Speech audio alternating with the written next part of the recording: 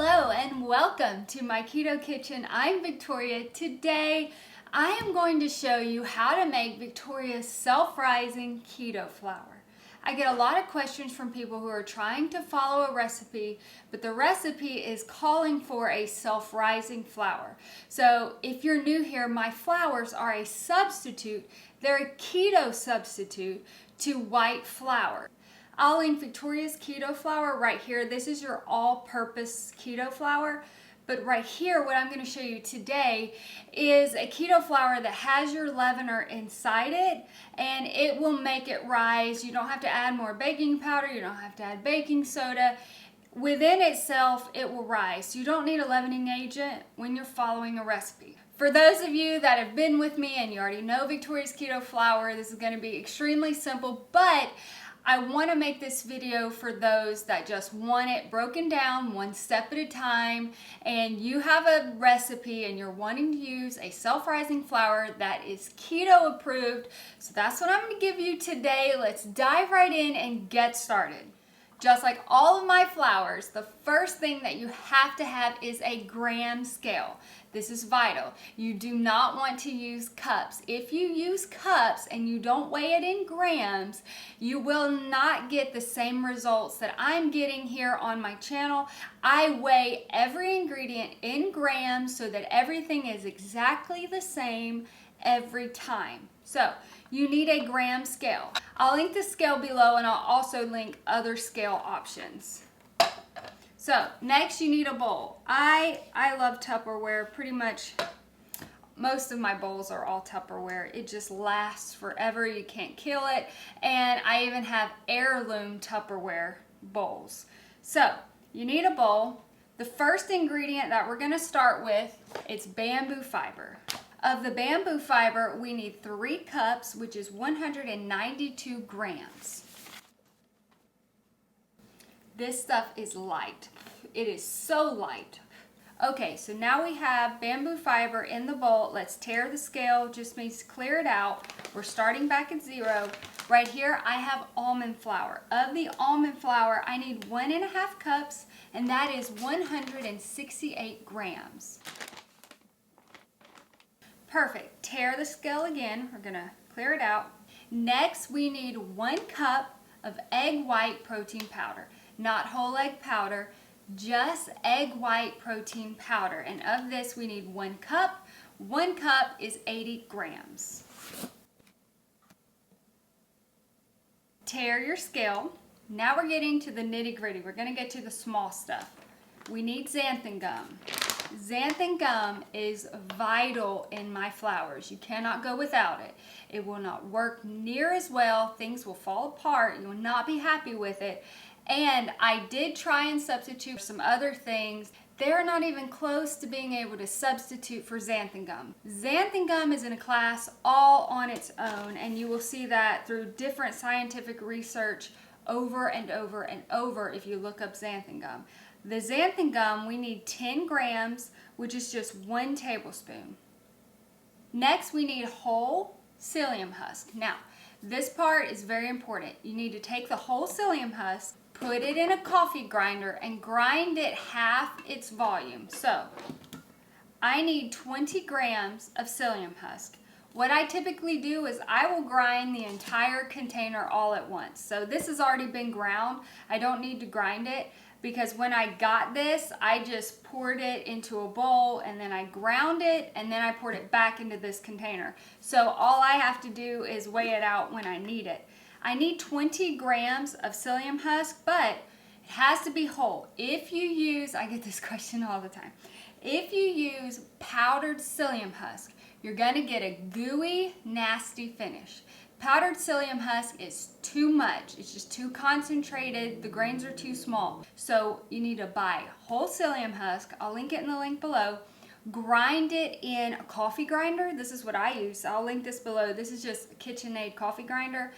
Pour it in, fill up your grinder, grind it until it goes down about half of its size, and then you're good to go. So you just need to grind your own whole psyllium husk. Because again, if you use powder, you're going to get a gooey mess and you're not going to be happy with it. So, of the psyllium husk, we need 20 grams. Okay, now this is the part that is going to make this flour self-rising. So what do we need? We need baking powder. Why not baking soda? Well, baking soda is weaker than baking powder. Baking soda, once you put your liquids into a baking soda, it's not going to last long. You're not going to have the power in it. You need to go straight into the oven. But with baking powder, it is stronger. It can rise more. With keto flour, there's almond flour in here. Almond flour is very heavy. It's loaded with fat. So you need something very strong and very powerful to rise this. Baking soda is too weak. It will not work. Also, baking soda has a stronger taste.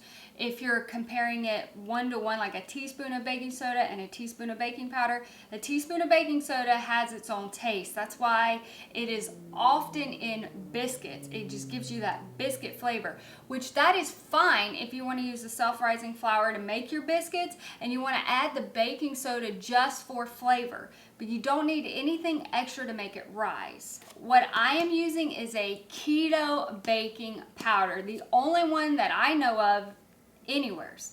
This is by Zimmerman's, the same brand I recommend for my bamboo fiber. They have made a keto baking powder. I'll link this in the description below. This stuff is wonderful, okay? This, from now on, Lord willing, this is what I'm using when I'm making keto foods. I want this baking powder, and of this baking powder, we need 3 tablespoons. Each tablespoon is 10 grams. So we need 30 grams of this baking powder. And right here, I have it already weighed out. I tore the scale anyways. I started back at 0. I have 3 tablespoons of this baking powder. Perfect. 30 grams. And first, I'm gonna mix this by hand. Next, I'm gonna put the lid on, and I like to shake the bowls because I just feel like this mixes it up better than anything else. So I'll change directions and shake the bowl again. I also tap it before I open it because it might kind of fly everywhere if I don't. Ooh, that looks good. Okay, close this up. I'm gonna shake it again. Every time I get this down out of I call it my keto corner because my whole family's not keto, so I have my own little pantry. But when I get this out of the keto corner, before I use it, I always shake it. I mean, if anything, just because of gravity, things will begin to settle. And we want it fluffy and light. So before you use any of my keto flours, I recommend shaking it. So if you're gonna put it in a bowl, make sure it has a lid. Of course, or else it'll go stale. I keep this in my pantry. I do not put this in the fridge. I've not had any problems at all, ever. Never have I had any problem leaving this out in my pantry. I always seal it. It always has a lid. I know some people like to put their almond flour in the refrigerator, but I've had my almond flour in the pantry for months, and it's fine. It's fine.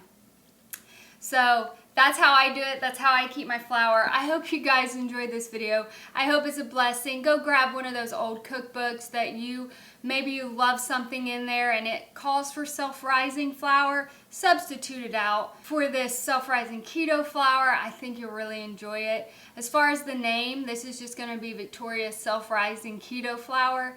And a lot of you guys ask, what flour do I use? I use Victoria's Keto Flour. Whether I use almond flour or the einkorn in the mix, it just depends on if I'm going to eat it by myself, I'll use almond flour. If I'm going to feed it to my family in our meals, then they tend to like the einkorn mixture. But they're both great, doesn't matter to me. Typically for my channel, because the almond flour is lower in carb, usually I just stick with the almond flour in Victoria's Keto Flour because it's 3 net carbs per cup. That is it. Just saying that I love the almond flour version. It's my most used version. And if I say that I'm using Victoria's Keto Flour and I link to the Victoria's Keto Flour which uses the almond flour, then that's what I'm using. So I hope y'all enjoyed this video. Maybe you learned something. I'm still locked out of my Facebook. I would say go over there and make something and post a picture of it. We're still working on that. Pray for us. This is a process. And I'm going to be patient. So I hope you all enjoyed this video. You guys make something special, and I hope this flour is a blessing, and you all have a blessed day.